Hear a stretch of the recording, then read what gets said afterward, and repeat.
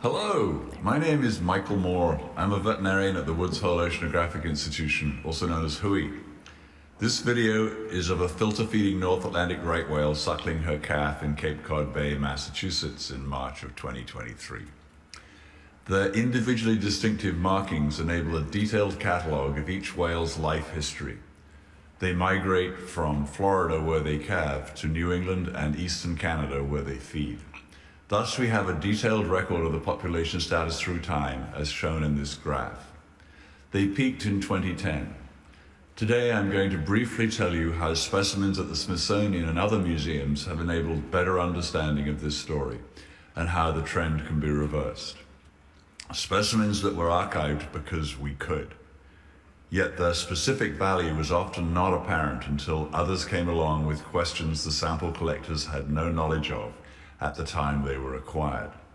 This is the magic of museums.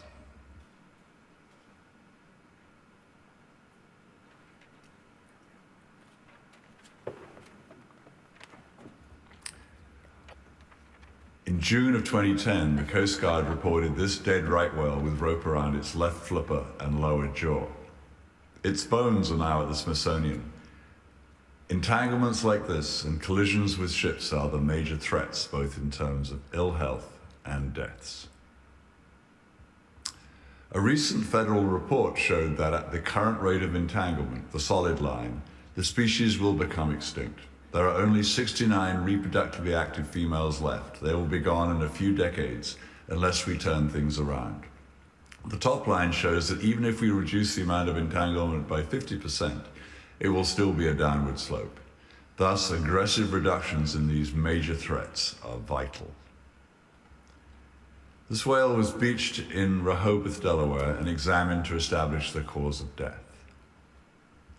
The rope that was observed at sea but lost during the towing, but it was clear that the rope had cut into the left flipper bones, with evidence of many months of traumatic damage and new bone growth by the animal, as shown by the arrows.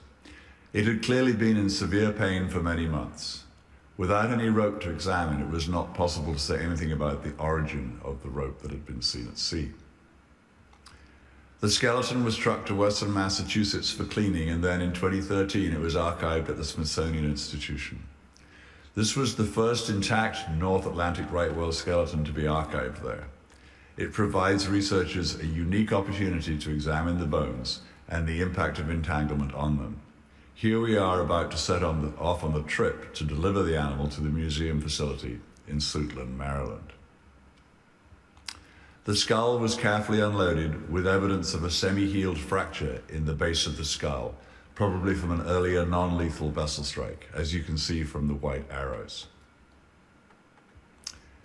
Then, 3 years later, Phil Hamilton at the New England Aquarium Right Whale Group did some careful matching of the Coast Guard photographs, the one on the bottom left, of the carcass to a known right whale, catalog 2413, called Tips, first seen in 1980 when his fluke tips were already scarred, hence his name. He could have been an old whale at his death. He was known for a couple of particularly interesting behaviors. He had been seen frequently close to land near the Wolves, which are a pair of islands in the Bay of Fundy, in 1980, 1981, and 2009. He was also known for swimming circles around boats, blowing bubbles underwater as he did so. Most right whales ignore boats or avoid them, so this behavior was unexpected. We may never know why he did this, but the moral of this story is that if you examine and care for this kind of material, one can often enhance our understanding of particular events to better know and manage these endangered species going forward.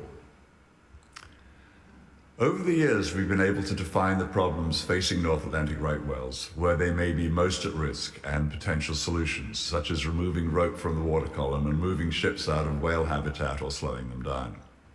The commonest samples to be secured by museums for this kind of work are bones such as the skeleton from Tips and baleen. The reason for this is that both tissues are resistant to decomposition. In this image, we can see the baleen hanging down from the upper jaw with the lower jaw and lips open while the animal swims through the water, filtering out plankton to be swallowed. Here is a rack of baleen removed from a North Atlantic right whale number 1014 called Staccato that was hit and killed by a ship in Cape Cod Bay in 1999. The horny baleen hangs from each of the upper jaws in right whales in place of teeth, between 200 and 270 plates each side. On the left we can see one of the plates and the rich carpet of hairs from the many plates beside it. Each plate grows like a fingernail. When we archived some of these plates from Staccato at the museum here, we had no idea that in a few more years methods would be developed to measure how the concentrations of hormones in the baleen would generate a record of pregnancy and stress in the animal through time. The longest plates represent about the past 10 years of the whale's life. Samples of powdered baleen are collected about every centimeter along the plate. In March of 2005, we examined a dead entangled North Atlantic whale number 2301, at Wreck Island, Virginia, on the outer side of the Delmarva Peninsula near Oyster. The entangled right flipper and baleen were deposited at the Smithsonian. Here, Nadine Lisiak is sampling baleen from 2301 at the Smithsonian. Each sample is another time point along the length of the plate.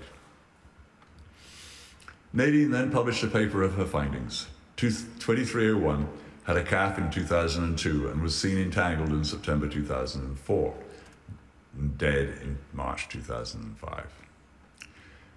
The entanglement was a tangled mass of rope in the baleen that then passed tightly out of the right side of the mouth and over the left blowhole and then around the left flipper, cutting down into the bone. The graphs show how the different hormone concentrations change through time along the baleen plate, both during pregnancy, the gray column, and as it was dying from the entanglement on the right. The stress hormones suggest the entanglement began about 3 months before the animal was first seen entangled at sea. About 9 months of agony. We can use these data to better understand how these animals live and die, but also use them to bring life to the stories of each individual. In 2021, I wrote a book about how our consumption of seafood caught in traps and goods moved by ships makes us all whalers, albeit unwittingly. Thus, museums enable the telling of critical stories to help people understand how we are losing the biological diversity of our oceans. On the right here is an excerpt from the book, from the whale's perspective about the end of its life. My left flipper felt like it was dead. Life had spread out around it and my blowhole. I was losing all that beautiful fat I had been laying down for my next calf. I felt desperate. The last thing I remember was heading south to warmer water as I was getting cold with no fat between the water and myself.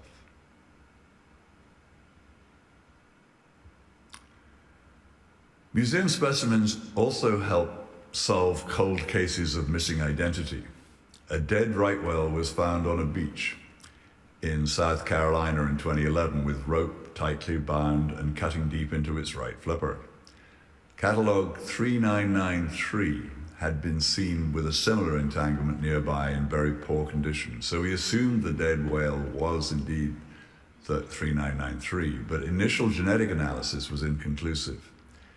Recent analysis of the archived flipper, shown on the right by St. Mary's University in Halifax, Nova Scotia, used a new genetic method to confirm it as 3993, and not a second right whale entanglement, a better outcome than initially feared.